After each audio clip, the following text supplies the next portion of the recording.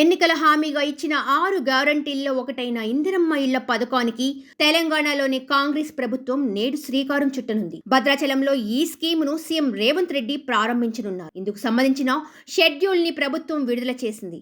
ఉదయం 11 గంటలకు సీఎం రేవంత్ రెడ్డి యాదగిరిగుట్ట నుంచి హెలికాప్టర్లో బయలుదేరి మధ్యాహ్నం 12 గంటలకు భద్రాద్రి కొత్తగూడెం జిల్లా బుర్గంపాడు మండలంలోని సారపాక చేరుకుంటారు. అక్కడి నుంచి రోడ్డు మార్గాన నేరుగా భద్రాచలంలోని సీతారామచంద్ర స్వామి వారి ఆలయానికి వెళ్తారు.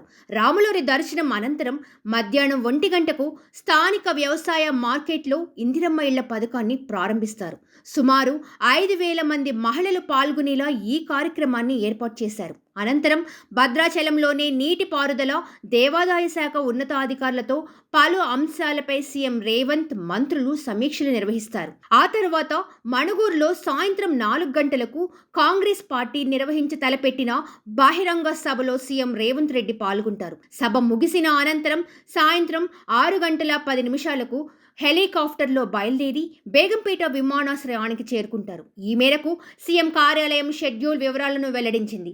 పేద ప్రజల సొంతింటి కలను నెరవేర్చేందుకు కాంగ్రెస్ పార్టీ ఇందిరమ్మ ఇళ్ల పథకాన్ని ప్రకటించింది. సొంత స్థలంలో ఇల్లు కట్టుకోవాలనుకునే వారికి 5 లక్షల ఆర్థిక సాయాన్ని ప్రభుత్వం అందించనుంది. స్థలం లేని నిరుపేదలకు ఇంటి స్థలంతో పాటు 5 లక్షలు ప్రభుత్వం అందజేయనుంది. విడతల వారీగా రాష్ట్రంలో ఇల్లు లేని నిరుపేద అర్హులందరినీ గుర్తించి ఈ పథకాన్ని వర్తింపజేయనున్నట్లు ప్రభుత్వం ఇదివరకే స్పష్టం చేసింది. ఎన్నికల్లో కాంగ్రెస్ పార్టీ ఇచ్చిన 6 గ్యారంటీలలో ఈ స్కీమ్ కూడా ఉంది.